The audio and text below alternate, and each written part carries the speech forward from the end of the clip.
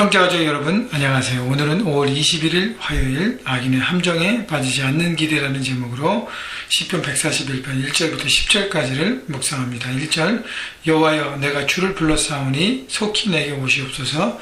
내가 주께 부르짖을 때 내 음성이 귀를 기울이소서.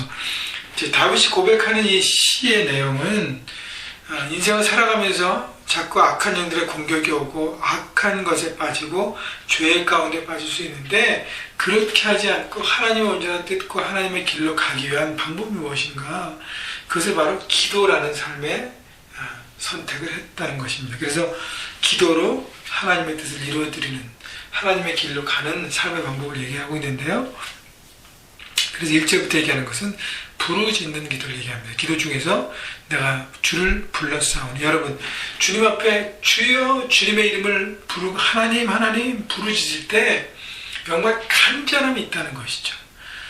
우리가 묵상의 기도도 필요하고 속삭이는 기도도 필요하지만 정말로 내가 하나님 앞에 간절함이 필요할 때는 우리는 부르짖을 수밖에 없다는 것이죠. 그래서 내 어떤 체면과 내 어떤 자아, 이 모든 것들을 내려놓고 겸손히 고백하는 것이 바로 부르짖는 기도입니다.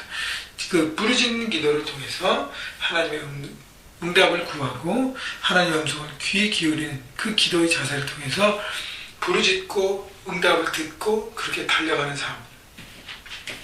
2절 나의 기도가 주의 앞에 분향함과 같이 되며 나의 손드는 것이 저녁 제사같이 되게 하소서. 나의 기도, 나의 손드는 것, 반복적인 것을 기도로 얘기합니다. 손들고 기도하는 것.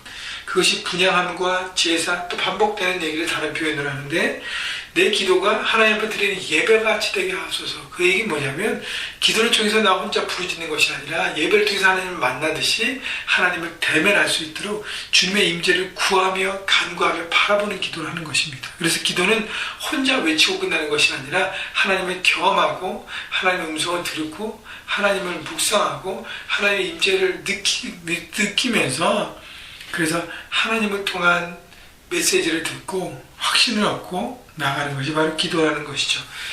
3절 여호와여 내 입에 파수꾼을 세우시고 내 입술에 문을 지키소서. 자, 우리가 기도할 때 마음으로 하지만 입술로 하잖아요. 근데 입술을 지켜달라고 얘기하는 것이죠. 사람이 죄악을 범할 때 먼저 마음이 움직이고 그 다음에 입술로 표현합니다. 불평과 좌절과 원망과 원통함과 그 모든 잘못된 것들을 선택할 때 마음으로 하고 입으로 나오잖아요.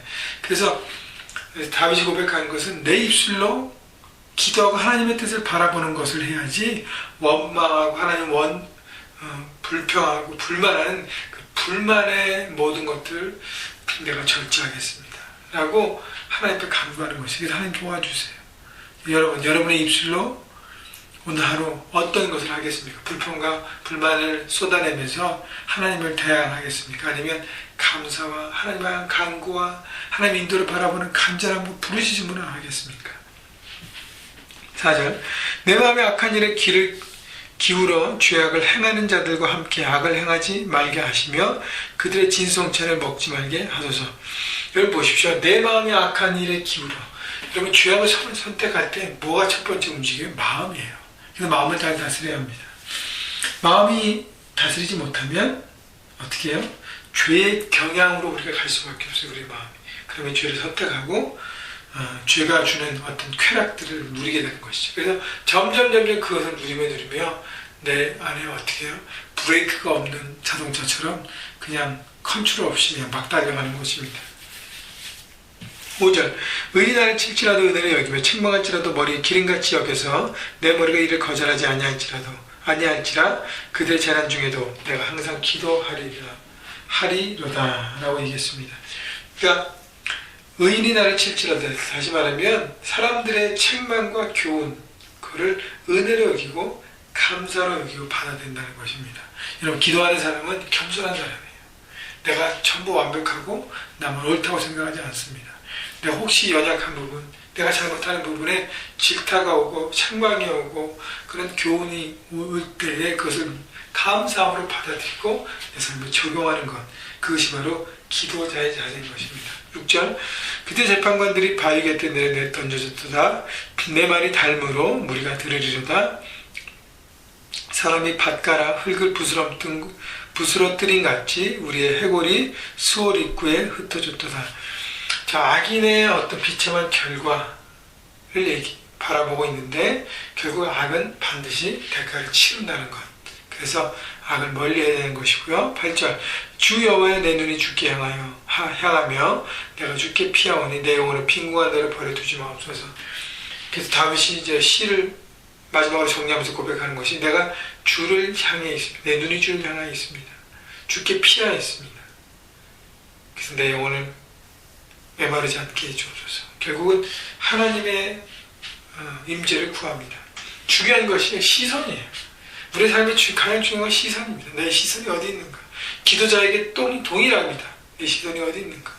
9절 나를 찢기사 하는데 그들이 나를 잡으려고 놓은 올무와 악을 행하는 자들의 함정에서 벗어나게 하옵소서.